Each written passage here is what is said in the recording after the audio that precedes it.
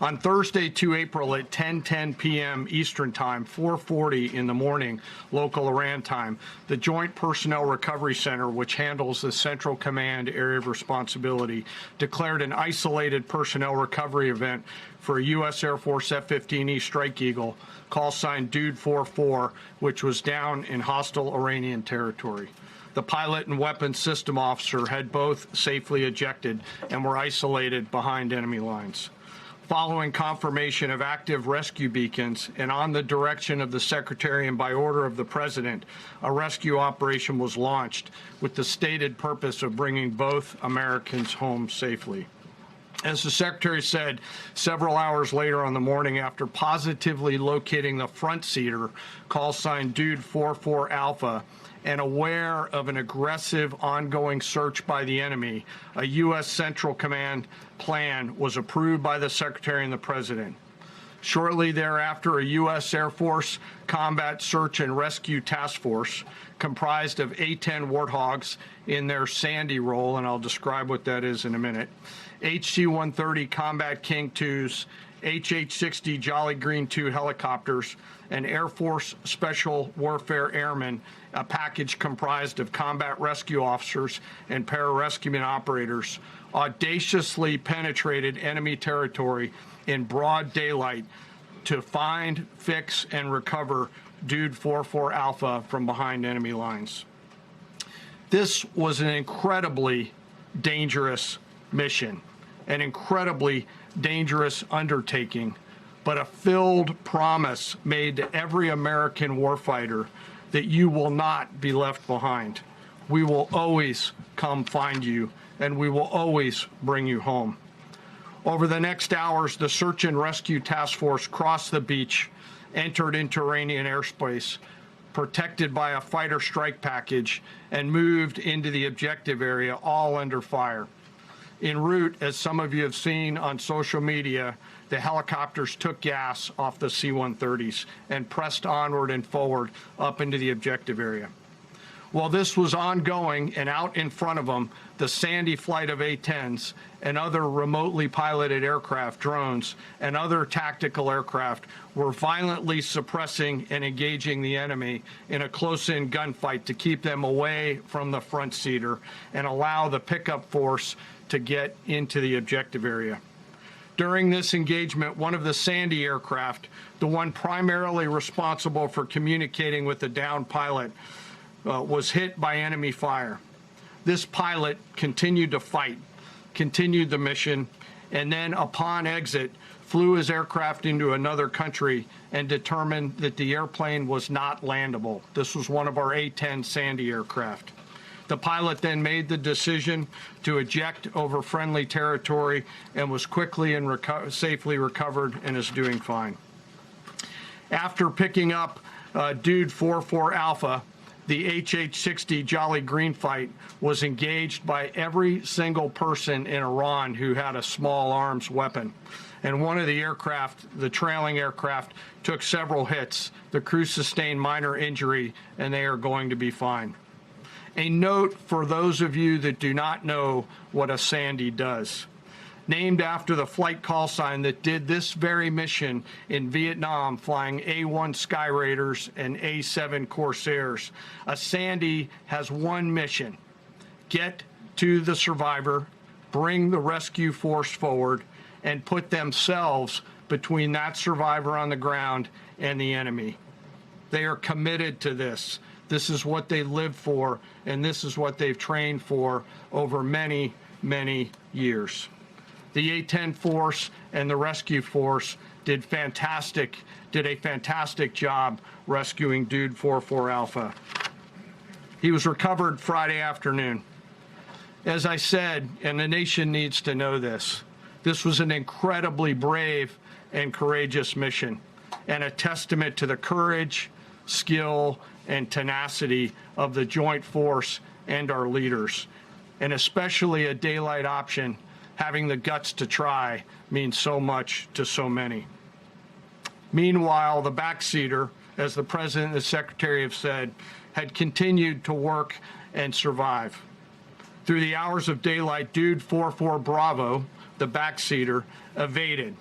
Using every means available, the efforts of the United States military, the Central Intelligence Agency, and others were attempting to find and locate with precision Dude 44 Bravo, the backseater.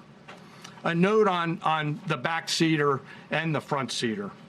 The single most important contributor to a successful rescue operation is the spirit of attack inside the heart of that downed aviator. Their will to survive, their will to evade, their will to recover is everything. In this case, the backseater's absolute commitment to surviving made much of our efforts possible. On Saturday, 4 April, after establishing positive communications with the backseater, we learned, as the president said, that he was injured and actively evading enemy forces. And thanks to our interagency partners, we were able to get eyes on his location and positively ID him. Throughout this entire time, the enemy force continued to search for 44 Bravo, and the joint force continued to strike them over and over and over again. Fighting off marginal weather in Iran and the enemy's search for a second time on Saturday, at the recommendation of the CENTCOM commander and at the approval of the Secretary and the President, we launched a rescue task force to recover Dude 44 Bravo. Again, this came to the President and the Secretary for approval, this time with a much larger force package based on the time that the enemy had to prepare to find 44 Bravo. Again, this force was protected by A-10 Warthogs using the Sandy call sign. And this force had one single mission: do everything they can to bring an American home. This meant having a plan, being prepared to execute that plan, and, more importantly, being prepared for multiple, simultaneous contingencies. And because of this force's professionalism, grit, and determination, fight off two enemies at the same time: the enemy searching for 44 Bravo and contingencies, which anyone who has done these types of missions knows we run into every single time. The force fought off both of those enemies incredibly well. During the period of darkness on Saturday, and as the Secretary said, into Easter Sunday and into the daylight, the force fought its way in and rescued Dude 44 Bravo. They were protected overhead by an air armada, including tactical drones, strike aircraft, and others. The force fought through multiple simultaneous contingencies, something no other nation, no other military can do, and safely returned Dude 44 Bravo, the backseater, home, and all other Americans home as well. At midnight 12 local Eastern time, Easter Sunday, more than 50 hours after the start of this operation, the Joint Personnel Recovery Center declared Dude 44 Bravo, both the front and back seater, returned to friendly territory. The courage demonstrated by both the pilot and the weapons system officer while isolated and them invading the enemy cannot be overstated. Their grit and warfighting tenacity is a direct result of the absolute trust they have in our rescue forces, their training, and their will to survive and return. They always knew that we would be ordered to go get them, and they always knew that we would be coming to get them. These two operations reflect our nation's most sacred obligation to our military service members. We leave no one behind, bless you. It also perfectly captures the first truth of our special operations forces, that people are more important than hardware. That is the standard we live by, and the rescue forces that execute these missions operate under a clear motto: these things we do that others may live. Their actions were a direct embodiment of that commitment to others, and I could not be more proud of each and every one of them today. As the Secretary said to our enemies, this operation serves as a clear reminder of the capability and will of America's joint force. The United States of America will recover our warfighters anywhere in the world, under any conditions, when we want to. We will always bring overwhelming skill and firepower.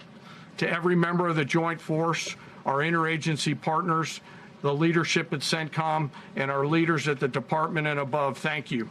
I'm proud of each and every one of you and thankful to our deployed forces and their families. And lastly, and most importantly, to Dude 44, welcome home. Job well done. Thank you. We thank you for watching, and remember, stay updated on breaking news and top stories on the NBC News app or watch live on our YouTube channel.